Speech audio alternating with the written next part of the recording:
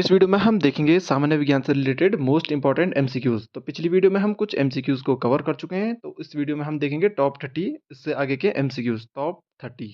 ठीक है, तो जो ये एमसीक्यूज है हमारे कॉम्पिटिटिव एग्जामिनेशंस के पर्पज से वेरी इंपॉर्टेंट है। जैसे हो गए हमारे कॉम्पिटिटिव एग्जामिनेशंस एसएससी के हो गए, जैसे एसएससी एमटीएस हो गया, एसएससी सीएचएसएल हो गया, सीजीएल हो गया, जीडी हो गया, और जिन एग्जामिनेशंस को यूपीएससी कंडक्ट करती है, जैसे हो गया हमारा एनडीए हो गया, सीटीएस हो गया, और अन्य एग्जामिनेशंस हो गए जैसे रेलवेज के, उनके पॉइंट ऑफ व्यू से वेरी इंपॉर्टेंट हैं। तो वीडियो को देरी न करते हुए शुरू करते हैं क्वेश्चन नंबर 1 से। क्वेश्चन नंबर 1 है हमारा यहाँ पे, निम्न द्रवों में से कौन सा ऊष्मा का बहुत अच्छा चालक है? निम्न द्रवों में से कौन सा ऊष्मा का अच्छा चालक है? आपके ऑप्शन है, ऑप्शन नंबर ए है पारा, ऑप्शन नंबर बी है पानी, ऑप्शन नंबर सी है ईथर, ऑप्शन नंबर डी है बेंजीन। तो सबसे अच्छा ऊष्मा का चालक कौन सा है? तो इसका सही आंसर है पारा। क्वेश्चन नंबर 2 है हमारा, श्रव्य परिसर में ध्वनि तरंगों की आवृत्ति क्या होती है? श्रव्य परिसर में ध्वनि तरंगों की आवृत्ति क्या होती है? तो आपके ऑप्शन है, ऑप्शन नंबर ए है 20 हर्ट्ज से 20,000 हर्ट्ज, ऑप्शन नंबर बी है 1 हर्ट्ज से 10 हर्ट्ज, ऑप्शन नंबर सी है तो 20,000 हर्ट्ज से 40,000 हर्ट्ज, तो ऑप्शन नंबर सी है उपरोक्त में से कोई नहीं। सॉरी, ऑप्शन नंबर डी था ये। तो इसका सही आंसर है 20 हर्ट्ज से 20,000 हर्ट्ज तक श्रव्य परिसर में ध्वनि तरंगों की आवृत्ति होती है। तो एच जेड का मतलब है हर्ट्ज। ठीक है। क्वेश्चन नंबर 3 है हमारा, ध्वनि तरंगों की प्रकृति किस प्रकार की होती है? ध्वनि तरंगों की प्रकृति किस प्रकार की होती है? तो इसका सही आंसर है ऑप्शन नंबर बी, अनुदैर्ध्य प्रकार की होती है। क्वेश्चन नंबर 4 है, सोनार अधिकांश तो प्रयोग में लाए जाते हैं। सोनार अधिकांश तो किसके द्वारा प्रयोग में लाए जाते हैं? तो इसका सही आंसर है नाविकों द्वारा। सोनार अधिकांश जो है नाविकों द्वारा प्रयोग में लाया जाता है। समुद्र के नीचे की चट्टानों को देखने के लिए ये प्रयोग में लाया जाता है। क्वेश्चन नंबर 5 हमारे पास, ध्वनि तरंगे किसके कारण प्रतिध्वनि उत्पन्न करती हैं? ध्वनि तरंगे किसके कारण जो है प्रतिध्वनि उत्पन्न करती हैं? तो इसका सही आंसर है परावर्तन के द्वारा। परावर्तन के कारण ये जो है प्रतिध्वनि उत्पन्न करती हैं। क्वेश्चन नंबर 6 है, रडार की कार्यप्रणाली निम्न में से किस सिद्धांत पर कार्य करती है? रडार की कार्यप्रणाली निम्न में से किस सिद्धांत पर आधारित है? तो इसका सही आंसर क्या होगा? इसका सही आंसर है रेडियो तरंगों का परावर्तन। ठीक है, इसका सही आंसर है रेडियो तरंगों का परावर्तन के सिद्धांत पर इसकी प्रणाली जो है आधारित है। क्वेश्चन नंबर 7 है हमारा, दाढ़ी बनाते समय कौन सा दर्पण काम में लाया जाता है? दाढ़ी बनाने के लिए कौन सा दर्पण काम में लाया जाता है? तो इसका सही आंसर है अवतल दर्पण जो है काम में लाया जाता है दाढ़ी बनाते समय। मोटर गाड़ियों या फिर गाड़ियों में पीछे का दृश्य देखने के लिए कौन सा दर्पण प्रयुक्त होता है? क्वेश्चन नंबर 8 है हमारा, गाड़ियों के पीछे का दृश्य देखने के लिए कौन सा दर्पण प्रयोग में लाया जाता है?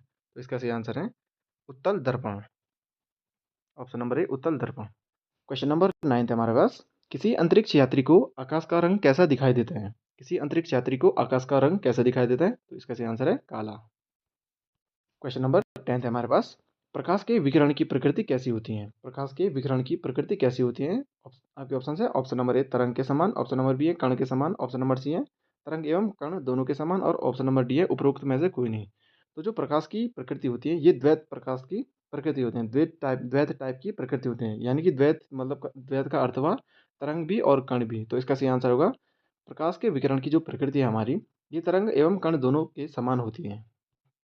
क्वेश्चन नंबर 11 है हमारे पास, प्रकाश का वेग अधिकतम कहाँ होता है? प्रकाश का वेग अधिकतम कहाँ होता है? इसका सही आंसर है निर्वात में प्रकाश का वेग अधिकतम होता है। तो ऑप्शन नंबर ए निर्वात इसका सही आंसर है। क्वेश्चन नंबर 12 है हमारा, प्रकाश तरंग किस प्रकार की तरंग है? प्रकाश तरंग किस प्रकार की तरंग है? तो आपके ऑप्शन है, ऑप्शन नंबर ए अनुप्रस्थ तरंग, ऑप्शन नंबर बी है अनुदैर्ध्य तरंग, ऑप्शन नंबर सी है विद्युत चुंबकीय तरंग, और ऑप्शन डी है ए एवं सी दोनों। क्या इसका सही आंसर होगा? तो प्रकाश तरंग किस प्रकार की तरंग है? तो प्रकाश तरंग जो है हमारी ये अनुप्रस्थ तरंग भी है और विद्युत चुम्बकीय तरंग भी है। तो इसका सही आंसर होगा ऑप्शन नंबर डी, ए एवं सी दोनों। ठीक है, क्योंकि प्रकाश तरंग जो है दोनों प्रकार की तरंगे होती हैं, अनुप्रस्थ भी और विद्युत चुम्बकीय तरंग भी। तो ये था हमारा क्वेश्चन नंबर 12। क्वेश्चन नंबर 13 है हमारे पास, प्रकाश की गति कितनी होती है? प्रकाश की गति कितनी होती है? तो इसका सही आंसर है ऑप्शन नंबर सी, 3 × 10⁻⁸ मीटर/सेकेंड। तो ये होती है हमारी प्रकाश की गति। क्वेश्चन नंबर 14 है हमारा, आकाश का रंग किस कारण से नीला दिखाई पड़ता है? आकाश का रंग किस कारण से नीला दिखाई पड़ता है? तो इसका सही आंसर है प्रकीर्णन के कारण आकाश का रंग नीला दिखाई पड़ता है। क्वेश्चन नंबर 15 है हमारा, किस रंग में प्रकाश का अपवर्तनांक सबसे कम होता है? ठीक है, किस रंग में प्रकाश का अपवर्तनांक सबसे कम होता है? तो इसका सही आंसर है लाल, यानी कि रेड, या फिर यानी कि लाल जो रंग है हमारा, इसमें जो है प्रकाश का अपवर्तनांक सबसे कम होता है। क्वेश्चन नंबर 16 है हमारे पास, इंद्रधनुष का निर्माण कैसे होता है? इंद्रधनुष का निर्माण कैसे होता है? तो इसका सही आंसर है ऑप्शन नंबर डी, अपवर्तन तथा प्रकाश के पूर्ण आंतरिक परावर्तन से इंद्रधनुष का निर्माण होता है। पहले लाइट का अपवर्तन होता है, फिर जो है इसका पूर्ण आंतरिक परावर्तन होते हैं, तो इस कारण से जो है इंद्रधनुष का निर्माण होता है। तो इसका सही आंसर है option number D. Question number 17 है, दूर की वस्तुओं का निरीक्षण करने के लिए किस प्रकाशिक यंत्र का उपयोग किया जाता है? दूर की वस्तुओं का निरीक्षण करने के लिए किस प्रकाशिक यंत्र का उपयोग किया जाता है? तो इसका सही आंसर है ऑप्शन नंबर डी, दूरदर्शी। क्वेश्चन नंबर 18 है हमारे पास, निकट दृष्टि से दोष सॉरी सॉरी सॉरी निकट दृष्टि दोष से पीड़ित व्यक्ति के चश्मे में प्रयोग किया जाता है। तो इसमें कौन सा लेंस प्रयोग किया जाता है? निकट दृष्टि दोष से पीड़ित व्यक्ति के चश्मे में कौन सा लेंस प्रयोग किया जाता है? तो आपके ऑप्शन है, ऑप्शन नंबर ए है अवतल लेंस, ऑप्शन नंबर बी है उत्तल लेंस, ऑप्शन नंबर सी है अवतल दर्पण, ऑप्शन नंबर डी है उत्तलोत्तल लेंस। तो दर्पण तो वैसे होगा नहीं इसमें, ठीक है, तो इसका सही आंसर क्या होगा? तो कौन सा लेंस यूज किया जाता है? तो इसका सही आंसर है अवतल लेंस यूज किया जाता है। निकट दृष्टि दोष से पीड़ित व्यक्ति के चश्मे में जो है अवतल लेंस यूज किया जाता है। क्वेश्चन नंबर 19 है, तड़ित चालक किस चीज से बनाए जाते हैं? ठीक है, तड़ित चालक जो है कौन से तत्व से बनाए जाते हैं? तो इसका सही आंसर है तांबे से बनाए जाते हैं। क्वेश्चन नंबर 20 है, हमें 20 है हमारा, बिजली के बल्ब का फिलामेंट किस तत्व का बना होता है? क्वेश्चन नंबर 20 में है, बिजली के बल्ब का फिलामेंट किस तत्व का बना होता है? तो इसका सही आंसर है टंगस्टन का बना होता है। बिजली का जो बल्ब होता है इसका टंगस्टन जो है इसका फिलामेंट जो है टंगस्टन का बना होता है। क्वेश्चन नंबर 21 हमारा, फ्यूज तार की विशेषता क्या होती है? फ्यूज तार की क्या विशेषता होती है? तो इसका सही आंसर है फ्यूज तार होता है हमारा उच्च प्रतिरोध तथा निम्न गलनांक, ठीक है, तो इसलिए जो है जैसे हाई वोल्टेज होती है तो ये फ्यूज का तार जो है फुस हो जाते हैं, ठीक है, ये सर्किट ब्रेक कर देता है, ठीक है, तो ये होता है फ्यूज की तार की व्यवस्था, इसका उच्च प्रतिरोध होता है और निम्न गलनांक होता है। क्वेश्चन नंबर 22 है हमारा, बिजली के फ्यूज का तार किससे बना होता है? बिजली का जो फ्यूज होता है उसका तार किससे बना होता है? आपके ऑप्शन है, ऑप्शन नंबर ए टीन से, ऑप्शन नंबर बी है शीशे से, ऑप्शन नंबर सी निकेल से, और ऑप्शन नंबर डी है टीन और शीशे की मिश्रित धातु से। तो किससे जो है बिजली के फ्यूज का तार बना होता है? बिजली के फ्यूज का तार किससे बना होता है? इसका सही आंसर है ऑप्शन नंबर डी, टीन और शीशे की मिश्रित धातु से जो है बिजली का फ्यूज का तार बना हुआ होता है। क्वेश्चन नंबर 23 हमारा, घरों में पंखा बल्ब आदि उपकरण किस क्रम में लगे होते हैं? घरों में पंखे और जो बल्ब होते हैं हमारे आदि उपकरण किस क्रम में जैसे लगे होते हैं? तो ये आपने पढ़ा होगा, क्लास 10th में भी पढ़ा होगा, 11th 12th में पढ़ते आए होंगे आप, कि जो हमारे घरों में जो उपकरण होते हैं जैसे बल्ब हो गया, जैसे हम वॉशिंग मशीन लगाते हैं, ठीक है, और जैसे हम पंखा होता है हमारा, तो ये हमारे समांतर क्रम क्रम में जुड़े होते हैं। श्रेणी क्रम में क्या होता है कि एक बटन खोलेंगे तो सब बल्ब जलेंगे, तो इसमें ऐसा होता है कि अलग अलग हर एक बल्ब के लिए अलग अलग स्विच होते हैं, तो ये होता है समांतर क्रम का मतलब। क्वेश्चन नंबर 24 है हमारा, एक स्वतंत्र रूप से लटका हुआ चुंबक सदैव किस दिशा में ठहरता है? एक स्वतंत्र रूप से लटका हुआ चुंबक सदैव किस दिशा में ठहरता है? अगर हमने एक रस्सी पे हम किसी चुंबक को बांधते हैं और उसको स्वतंत्र रूप से हवा में लटका लेते हैं, तो वो किस दिशा में ठहरता है?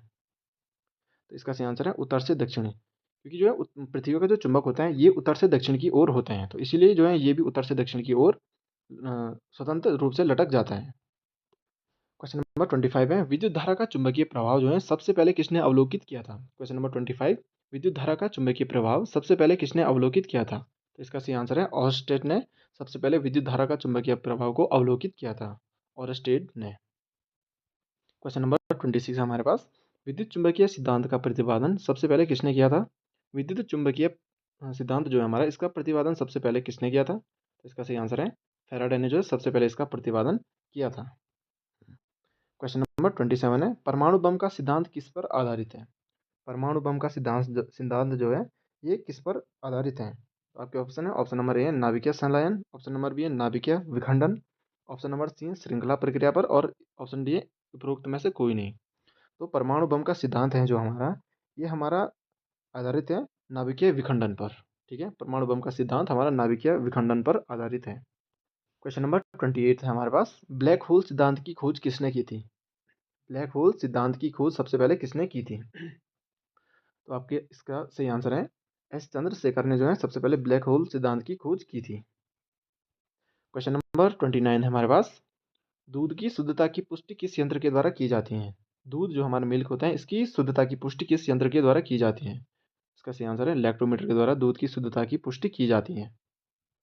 क्वेश्चन नंबर 30 है हमारे पास, निम्न में से किसका प्रयोग ट्रांजिस्टर में किया जाता है? निम्न में से कौन से एलिमेंट का प्रयोग जो है ट्रांजिस्टर में किया जाता है? आपके ऑप्शन है, ऑप्शन नंबर ए है तांबा, ऑप्शन नंबर बी है जर्मेनियम, ऑप्शन नंबर सी है ग्रेफाइट, ऑप्शन नंबर डी है चांदी। तो किसका जो है उपयोग ट्रांजिस्टर में किया जाता है इनमें से? तो इसका सही आंसर है जर्मेनियम का उपयोग उपयोग जो है ट्रांजिस्टर में किया जाता है। तो ये थे हमारे सामान्य विज्ञान में भौतिकी से रिलेटेड कुछ मोस्ट इंपॉर्टेंट एमसीक्यूज। अगर आप इन एमसीक्यूज को प्रिपेयर करें तो करते हैं तो आपका जो है थोड़ा सा बेसिक नॉलेज क्लियर हो जाएगा भौतिकी से। तो चलो मिलते हैं, अब इस वीडियो को यहीं तक करते हैं, मिलते हैं अब अगली वीडियो में। अगली वीडियो जो है हमारी रसायन से रिलेटेड रहेगी। तो आज के लिए इतना ही, अब मिलते हैं हम अगली वीडियो में।